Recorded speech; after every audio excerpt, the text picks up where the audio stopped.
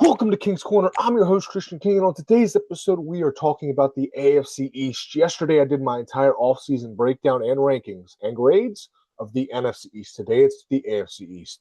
All four teams in this division have had fun this offseason, and I cannot wait to break it down for you. So we are starting right here with the Miami Dolphins. As you can see, I gave them a C. You know, I love the direction the Dolphins are moving in with John Eric Sullivan and Jeff Hafley as their head coach and GM. It's the first time since 2016 they've had a total reset in the organization, and it was desperately needed. Now, you're probably wondering why only a C if you love what they've done. Because what they've done is they've torn down the entire organization down to its bare bones, and they have to rebuild it. And they're not at the stage yet where you can say, oh, they're in contention. The roster obviously got worse. It needed to get worse, but it's not ready to compete because they're in a very bad cap situation. Look at who they have at their roster. Their wide receiver one, if the season started right now, is Tutu Atwell. Their quarterback is Malik Willis. I like Malik Willis, and I like a lot of what he did in Green Bay, and I believe that he's in a system that's similar to what he was in Green Bay with Bobby Sloak, who used to be the offense coordinator of the Texans. But you got to look at what he is around him. His best target is a running back named Devon Achane, who's one of the best running backs in all of football. But he's not that kind of running back that's going to carry the load for the entire offense and make it a good offense. This offense is probably going to be very mediocre to average at best. Their defense doesn't have many pieces to compete yet. I believe they'll get there. And the reason I love that they went with Jeff Hafley is he's the perfect person to set this culture. If you remember the last couple of years, Mike McDaniels had these reports come out where he wasn't getting players there on time. Players were skipping meetings because there was no punishment. They were not worried about the repercussions that were going to come with it. And that's fine if you're winning games, but once you start losing games, you're not going to get it back. And that's what happened with the Dolphins. Obviously, I probably see them winning 5 or 6 games. We'll get into that in our schedule breakdown later down the line. But you got to look at what you're looking at. And this isn't a team that's ready to say, hey, we're here, because they're not. They're rebuilding, and I love where they'll be in about a year or two from now. That's not right now. Next, we have the Buffalo Bills. And I'm sure you're looking at this. Wait, you only gave him a B minus? Yes. Yes, I did. Now let me explain. Joe Brady was a great offensive coordinator for the Bills, but I'm not sure how he'll be as the head coach. I will say this is the most talented roster he's ever had on the offensive side of the ball to surround Josh Allen, and maybe that's going to be improved. And with the improvements they've made on defense, which I have loved, by the way, Jim Leonard was a defensive coordinator that I was all in on. And when I saw he went to the Bills, I was very happy. I believe that the Bills defense can improve 5 to 10% than what they were the last couple of years. The Bills could be a very good team in the league and finally get over that hump and get to a Super Bowl. The only reason I have them at a B minus is I cannot trust Joe Brady yet.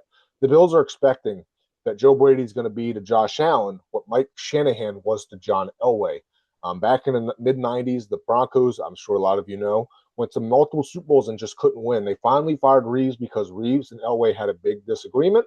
They went with Mike Shanahan, and the rest was history. I'm not sure that Joe Brady is Josh Allen's Mike Shanahan. Maybe I'm wrong, but I just don't see it. I believe DJ Moore is a great number 1 for this team. I just need to see what Joe Brady is as a leader and as a head coach of this team. Next, I have the New England Patriots, and as you can see, I gave them a B. But this is the thing. I want to give them an A, and honestly, if it wasn't for one thing, they probably would have gotten an A to an A+, because I've loved everything. They've added 2 new receivers. They still have Kayshon Boutte, who's probably going to be their 3rd receiver. They have a tight end in Hunter Henry, which I love. They've improved their offensive line.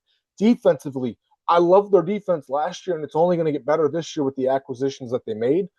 I mean, there's no big name on defense that they made, but the depth they've added has been incredible. The only thing holding me back from even giving them an A- was the Mike Vrabel, Diana Rossini files. It has me scared because it's not just me that's afraid. It's not just Patriots fans that are afraid. The entire NFL is afraid of what's going to come if the Mike Vrabel, Diana Rossini files come out and show he gave her insider information. There's going to be dominoes that fall there that the NFL is not going to like, and they're nervous. That's why more than likely anything they can do to make sure none of that comes out to the public, they're going to do. They will pay their last dime to make sure that doesn't get out there. But I really wanted to give the Patriots a higher grade. But I told you guys in previous episodes, the louder the offseason you have, usually the worse the regular season you will have. Noise in the offseason is the worst thing because players cannot focus on the main thing, and that's football. If they're focused on something else that their coach is doing, They're not focusing on getting better. They're like, whoa, what's going on in the headlines? They can say they're not focused on that, but everybody knows they are. And that's why I had to give the Patriots a B. Lastly, hold on, let's just look over at it for a second. Sorry, I'm still just memorized that I even did this. The Jets get a B plus, and they have won the offseason for the AFC East. Wow, is that a weird sentence to say in 2026 or in any year for that matter? But they've made moves that I've loved. Their draft, their free agency, everything they've done this offseason has been everything that I've loved. The only reason I can't go A minus or an A or an A plus is I don't trust their head coach. Aaron Glenn, to me, only has a job because ownership didn't want to have another year of a one-year coach. And they didn't want to do it in today's landscape of political atmospheres. I get it. Aaron Glenn's a African-American head coach, and I understand the repercussions that would have came if he was fired. But we have to get back to grading people on what job they're doing. Aaron Glenn had a horrible first year as a head coach. Maybe he turns it around year two. But there were signs he's not a good head coach. I said the same thing about Urban Meyer. He got fired week 13, 2021. He needed to. And I get it. You want to give these opportunities as much as they can because it's so rare to see a black head coach in today's era get a job or even an interview. But I will say, if you're wanting to make sure that you're politically correct, why not just go hire another black candidate? Because if you want a black defensive mind coach, I can go get you one that's going to win you games. It's not Aaron Glenn. It's Brian Flores. I will pound my table for Brian Flores to get another head coaching job because he deserves it. Aaron Glenn's not a head coach in the National Football League.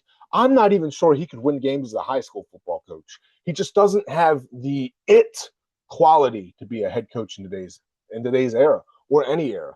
But I will say I did love his hires this offseason, and I'm praying he proves me wrong. I would love to come to you guys in January and say, Aaron Glenn was a phenomenal coach, but I don't think I will.